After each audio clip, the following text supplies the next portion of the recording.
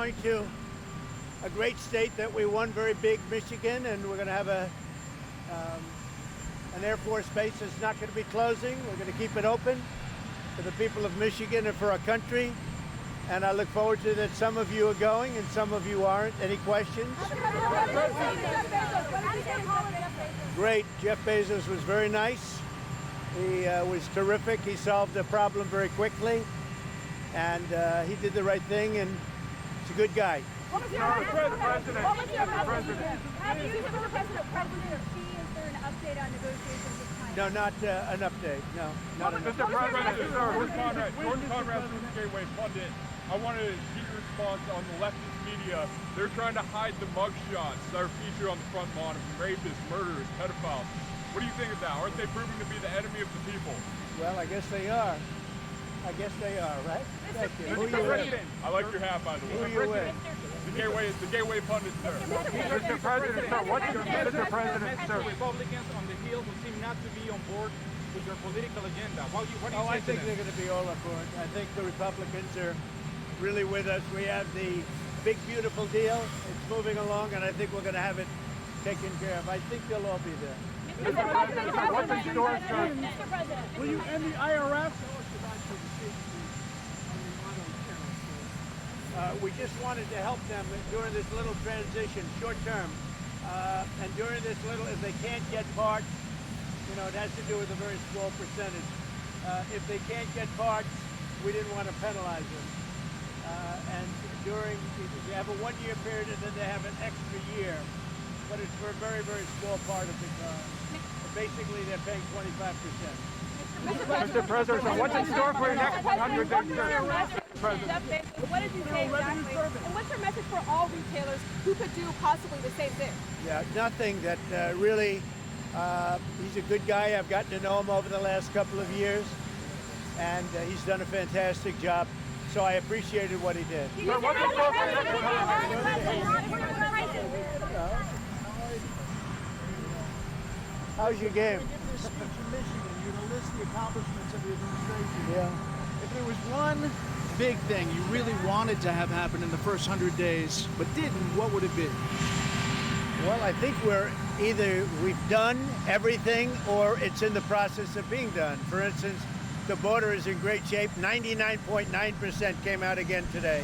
99.9. That, I would say, that was my number one thing.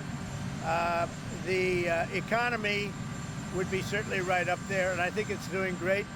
We were losing billions and billions of dollars a day with trade, and now I have that down to a very low level, and soon we're going to be making a lot of money. We're going to be reducing people's taxes, and we're going to get the big, look, a very important element that we're working on now, maybe more important than anything with the border in good shape, is the fact that we want to get, and very importantly, the big, beautiful new deal. If we get that done, that's the biggest thing, what's happening in Congress right now. And I think we're going to get it done. We have great Republican support. If the Democrats blocked it, you'd have a 60% tax increase.